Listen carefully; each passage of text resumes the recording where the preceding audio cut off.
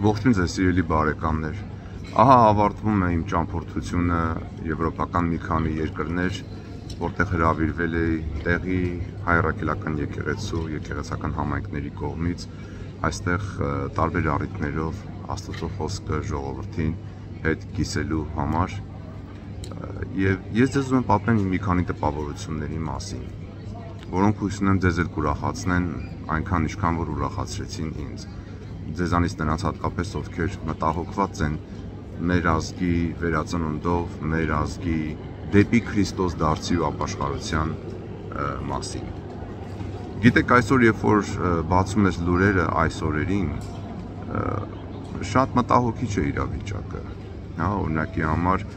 կերտվում է մի Հայաստանի պատկեր, որտեղ դանակահարություններ կռվեցին, դանակով խփեց, փորը թափեց կամ 4-5 հոգով հավաքվեցին, հարձակվեցին մեկի վրա, մի հոգու ծեծեցին 4-5 հոգով, կամ փողոցային կռիվներ, կամ սպանություններ։ Այս ամեն ինչը իհարկե շատ մտահոգիչ է, բայց ես ձեզ ուզում եմ նաև կիսել ուրախ լուրեր, որ սա չի ամբողջ հայկական աշխարհը, սա չի ամբողջ Հայաստանը, կա մի այլ Հայաստան, Սրբազան Հայաստան, եւ ես հիմա ձեզ ուզում եմ պատմել մի քանի պատմություններ այդ Սրբազան Հայաստանից, որոնք գիտեք, երբ որ դու ապրում ես միշտ քո քաղաքում կամ գյուղում, այս պատմությունները չես իմանում, բայց երբ որ գնում ես օրինակի համար ես եկել էի Նորվեգիա, որտեղ մասնակցում էի Նորվեգիայի հայ համայնքի կողմից ստեղծված զատկական ճամբարին 3 օր եւ 3 օր երիտասարդների ու մեծերի հետ խոսում ենք Աստծո խոսքի մասին եւ ես տեսնում եմ թե ինչքան հետաքրքրված էին երեխաներն ու երիտասարդները Աստծո խոսքի եւ իրենց քրիստոնեական ինքնությամբ կամ պատմություններ Ֆրանսիայի Վալանս քաղաքից կամ Բելգիայից, որ հիմա ես կպատմեմ, այդ ամեն ինչը որ տեսնում ես, որ կա մի այլ տեսակի մնացորդած հայ ժողովուրդ, կա մի տեսակ Սրբազան Հայաստանի մաս կազմող հայ ժողովուրդ, որտեղից այնքան գեղեցիկ պատմություններ են գալիս։ Եվ ես ուզում եմ դրանից մի քանիսը ձեզ պատմել։ Օրինակ ես այնքան ուրախացա, երբ որ Նորվեգիայում 3 օր հայ համայնքի հետ անցկացնելուց հետո բազում առիթներով եւ երեխաներին, եւ երիտասարդներին, եւ մեծերին, թե ընդհանուր եւ թե անհատական Աստծո խոսքը խոսելու եւ զրույցներ անելու, եւ ես գալիս եմ Ֆրանսիա, այստեղ շարունակելու, որտեղից որ ես ձայնագրություններ եմ դրել իմ մեջին, դուք տեսել եք, եւ հանկարծ Նորվեգիայի հայ համայնքի անդամներից մի հոգի ինձ գրում է, ասում է. Արմեն ջան, արդեն ստացվում է Աստվածաշունչը կարդալ։ Ոնց որ թե արդեն ստացվում է Աստվածաշունչը կարդալ, եւ նա իմ հետ կիսում է իր Աստվածաշունչի նկարը, նոր կտակարանը, դա ինձ այնքան ուրախացրեց։ Մտածում ես, որ Փառք Աստուծո, ուրեմն ծիլեր են տալիս, ուրեմն պատխաբերում է գործը Աստուծո։ Եվ այսպես շատ օրինակներ կային Նորվեգիայից։ Կամ ասենք թե ինձ այնքան ուրախացրեց, որ ասենք Ֆրանսիայի Վալանս քաղաքում այնքան շատ ժողովուրդ էր եկել ապրիլի 24-ի երեկոյան հոգևոր միջոցառմանը, որտեղ եկել էին մարդիկ լսելու, թե ինչ ճանապարհ կա այսօր գնալու, որը որ դարձի ու ապաշխարության ճանապարհն է, եւ այնքան հետաքրքրված էին մարդիկ Աստծո խոսքով, որ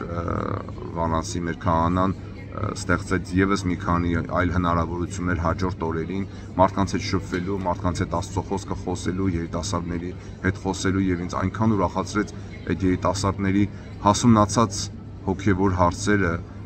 Աստծո ճանապարհով գնալու համար, որովհետեւ տեսնում եք անաստված կյանքը, անաստված ճանապարհը դա է 5-6 հոգով մի հոգու ծեծել կամ, չգիտեմ, դանակահարություններ անել փողոցներում, շրջաններում իրար սպանել, դա չի ճանապարհ, դա հաղթող տեսակ չի, կամ գիտեք օրինակի համար Բրյուսելում մի կին ինձ պատմեց, ասեց Արմեն ջան, ասեց ես հասկացա, որ չի կարելի նեղացած մնալ, չի կարելի քեն քշել, ու ասում է մեծ պահքի ընթացքում ես որոշեցի, որ պետք է վերջ տամ դրան եւ Facebook-ով հաշտեցման ընկերության հրավեր ուղարկեցի իմ ծանոթներից մեկին, որի հետ խռով ենք 20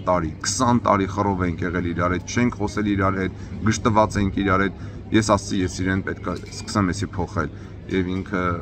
ընկերության հրավեր ուղարկեց այդ անձին, ու ասում է ճիշտն ասած իմ համար էլ կարևոր չէր, նա կընդունի թե չի ընդունի, իմ սրտում ուրախացավ ու մի մեծ քար ընկավ, որ ես կարողացա հաղթահարել ու 20 տարի կռված բարեկամից հետ հաշտվելու քայլը անել։ Հիշում եք, ես մի ձայնագրություն էր դրել իմ էջում, կարծեմ ապրիլի 10-ին էր, թե ապրիլի 7-ին էր, որ մի այլ մարդ էր այդպես նույնպես էր վարվել։ Ասում այդ ձայնագրությունը լսեցի, ես էլ արեցի։ Եվ ասում ի ուրախություն ինձ ընդամենը մի 2-3 օր հետո այդ բարեկամս ընդունեց իմ ընկերության հրավերը եւ մի շատ ջերմ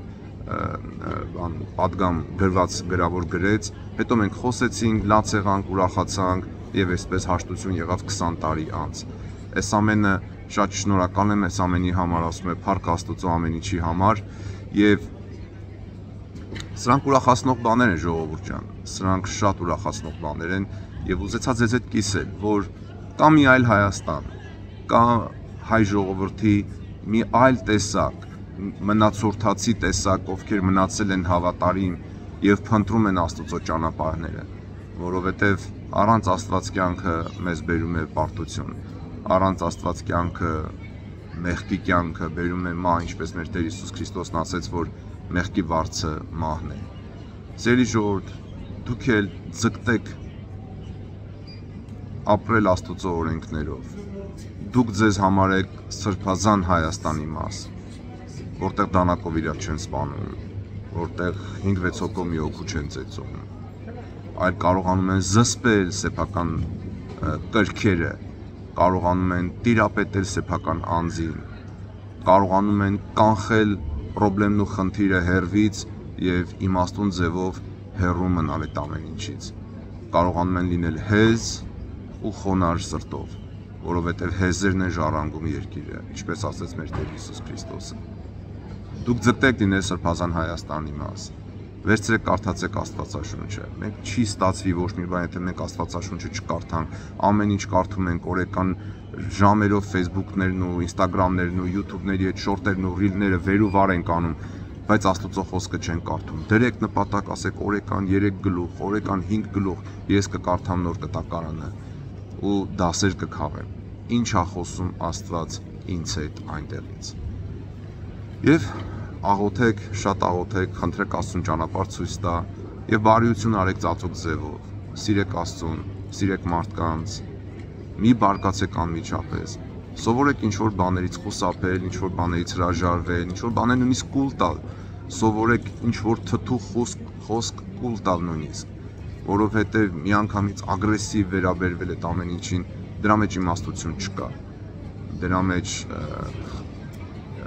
խելք չկա, որովհետև դա կարող է տանի շատ ավելի բարդ հետևանքների, վատ հետևանքների։